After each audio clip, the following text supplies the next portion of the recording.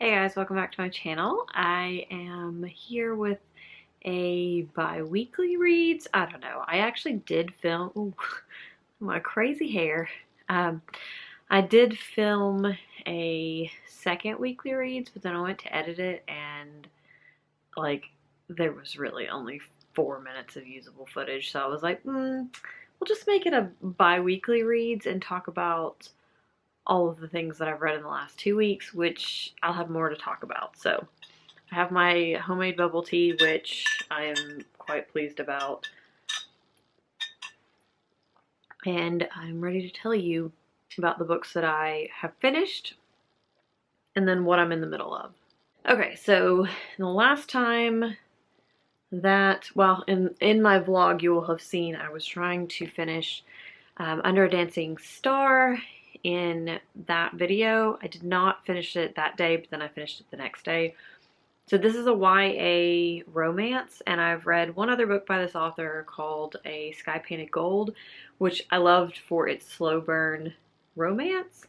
And this one sort of has a slow burn romance, and it is definitely a cute romance, but it has a different twist, and then something unexpected happened in this book. So along the lines of the romance, the main character in this book, so it's set in the 30s, the main character is a girl who doesn't really fit in her like society of like very prim and proper women, and she's expected to do everything a certain way and to grow up and get married and take care of their like stately manner. Well, she's into like science and the natural world and everything like that, and her parents don't really approve of it. They sort of humor her. So they send her off to Italy to stay with her uncle, who they think is like a very prim, proper, straight-laced person, and they think his new wife or his new fiance is as well. When she gets there, it's more like an artist commune, though her uncle is sort of one of those people that's easily influenced by who he's around, and so his character sort of does this throughout the novel. And so the romance in here takes on this really cute, like, scientific experiment kind of thing, and I just thought that was really clever because it worked with who the main character was and how she approached and spoke about things, that it felt very authentic and funny, but also very inevitable because it is a YA romance. So it was sort of like fake dating, but not really. I don't know. I was here for it. It was great. The characters were great. The thing that this did that I didn't expect is that it had some really eerie parallels to politics in the United States right now, because this is during the time when Mussolini was like collecting power in Italy, and there are a few like uncomfortable moments leading up to a confrontation around that topic, and I just was not expecting that. Like, I picked this up as like a light fluffy read during the election time, and it ended up being very timely. And I just was really impressed with how the author dealt with it. There was a girl and her brother, well, it was like a pair of siblings that were artists. One was a playwright, one was an actual painter, and they were essentially had fled Germany because they were German Jews, and they were living at this estate, this artist kind of commune estate. And when the sort of confrontation happens, one of the characters makes the comment that fascism is not, it doesn't come in like a hammer. It's a well-dressed lady in a drawing room drinking tea and talking about certain values, and just about how it just creeps up on you, which I feel like is what has happened in the US in the last few years, is that it's just sort of like this mentality has continued to boil and simmer in a way that I think a lot of people were ignoring, that made it kind of ripe for a ripe opportunity for fascism.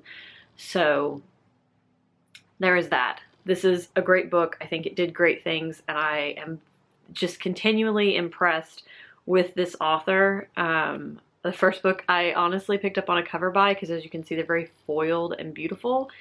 Because of that slow burn romance, I picked this one up, loved it, and I have a third book of hers, and I absolutely can't wait to read it. I will be trying to read that in December. The next book that I finished was actually The Secret Life of Church Ladies. So this is a collection of short stories about Black women, and there is some sort of church aspect laced into it, in that, like, basically you're seeing the lives of these women outside of church and, like, breaking down the stereotype of what a Black female churchgoer is. And it was just incredible. Every one of these short stories was incredible. I did not give any one of them less than 4 stars. And there is a short story in here called How to Make Love to a Physicist, which is by far the best short story I have ever read in my life. And before I had even gotten through the short story, I was already crying because it was just so moving. And it wasn't sad. It was just like very real and heartwarming and vulnerable, and just, I felt like so relatable. And yeah, it touched me deeply. And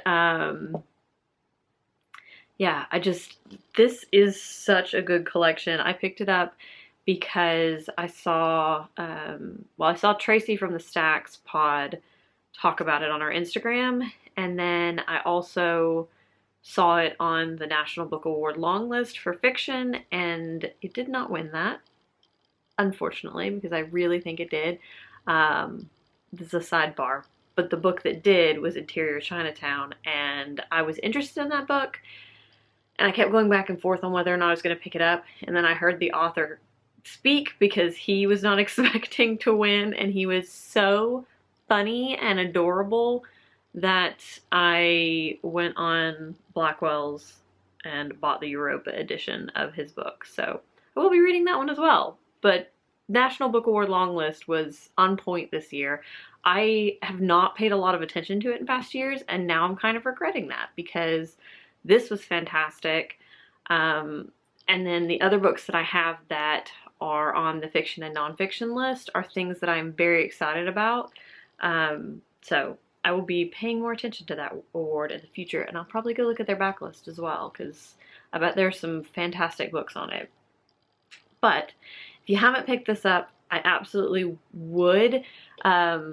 If you're not into conversations around sex, like not just sexuality, but genuinely around sex, then this might not be something for you, because there is quite a bit of that. I would say if you're not somebody who's into, and generally I don't really enjoy stories about infidelity, there is a lot of that in here, but I think that it is dealt with in a way that doesn't feel,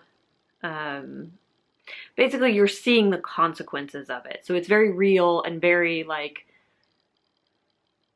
in your face, as far as like, yes, there is infidelity happening, but like it's not portrayed as like a good thing or a glamorous thing. So I would say that take that with a grain of salt. If that's not something that you're interested in, you might not be interested in this collection. But also on the flip side, because I think it's dealt with in the way that it is, I think that it could still be appealing to people who might not want to read about that. In that this is just a beautiful collection, hands down, beautiful. I can't wait to see what else this author writes. And then the third book is Silver Sparrow by Tahari Jones. I listened to this as an audiobook, and I just think the way that this is done is very clever. The first half of the book is, well, let me rewind and say this is a book about 2 families who share a central figure. So there are 2 daughters who were born to 2 different women who were both married to the same man, one of the families knows that they are the secret family. The other family has no idea that this other family exists. So it's so fascinating because the first half is told from the perspective of the daughter of the secret family. And so you're kind of learning what life she's been living. You're learning, her interactions with her father. You're learning about her mother, about the lives they've led, the things she's had to sacrifice because of this other family, and how that has, affected her as a person. And then the second half of the book is told by the daughter of the official family, the one that doesn't know about the secret family. And you learn that the things that the first daughter, Dana, has thought about Charisse and her mom is not necessarily truth.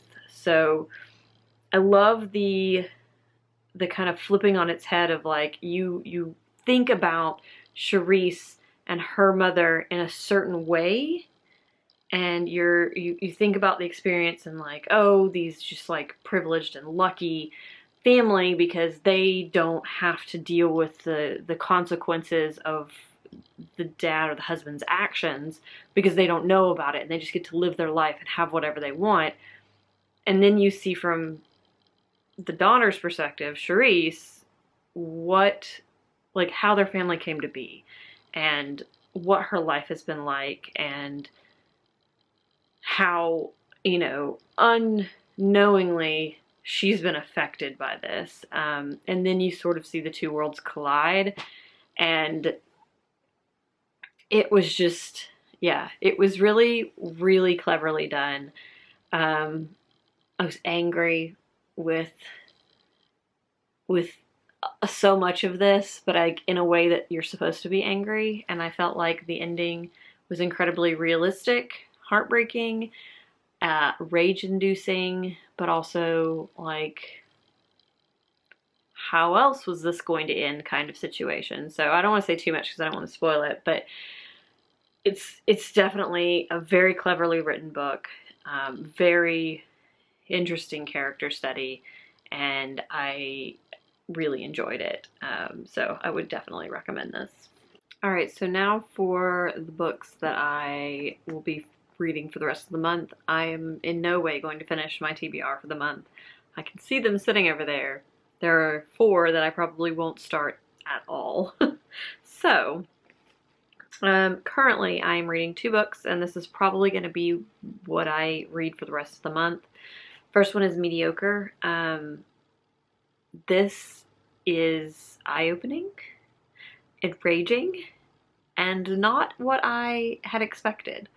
I think that Aluo does a really clever job of presenting a lot of this stuff, and it's so fascinating because we are looking back at, cowboys and Buffalo Bill and some of those legends, and seeing really where the modern day white supremacists started.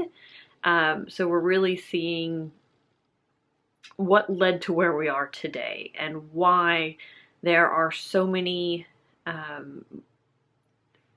her main concern is white males in America that are so afraid of anything changing that would reduce the power that they themselves have.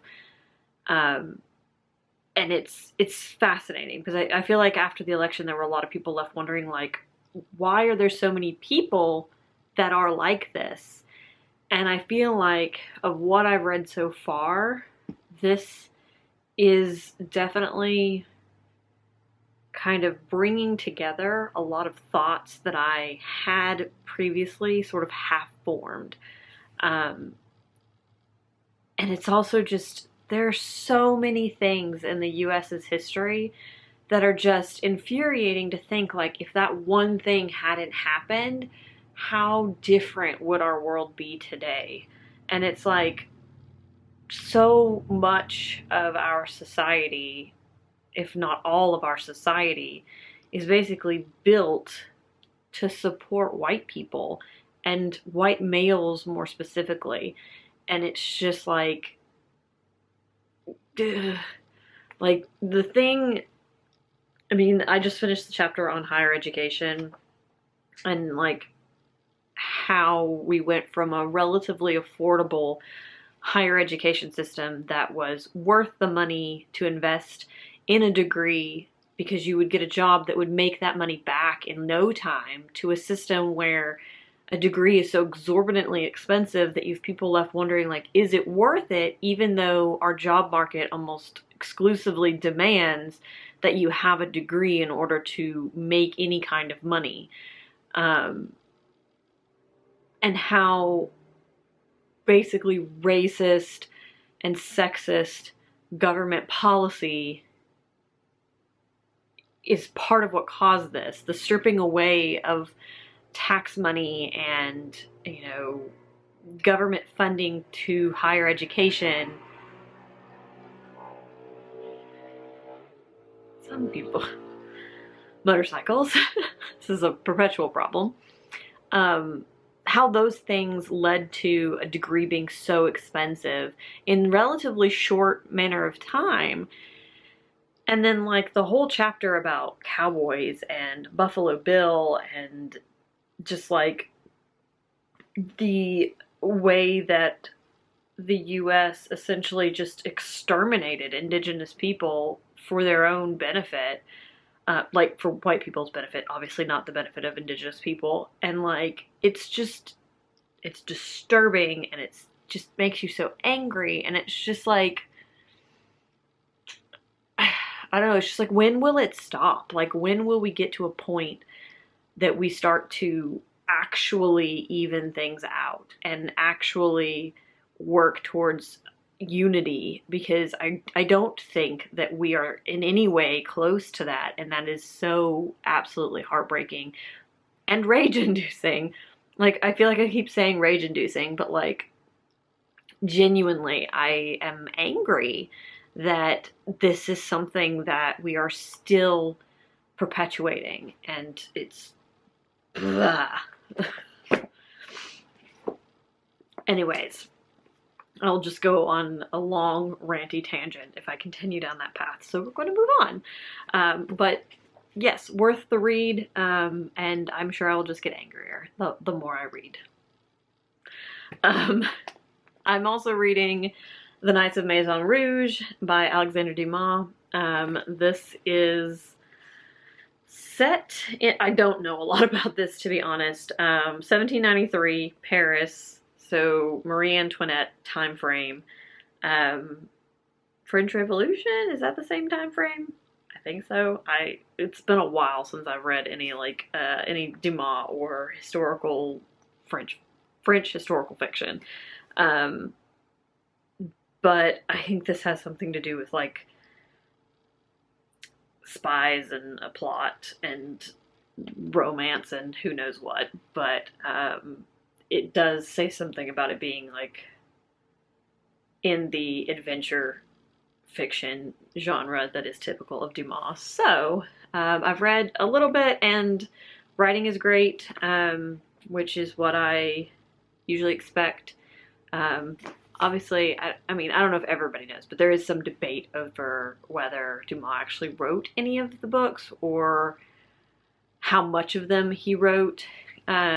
So there is some speculation about why some of his books have one feel and some have another, because I do feel like there is a big difference between, say, the D'Artagnan romances and Count of Monte Cristo and The Black Tulip, which is another book of his. But who knows? I don't think we'll ever know for sure. There's a lot of speculation about it, but Dumas is one of my favorite classic writers. I have really enjoyed most things I've read of his, with one notable exception, which is something that was never actually supposed to be published or was never finished, so probably shouldn't have been published in the first place.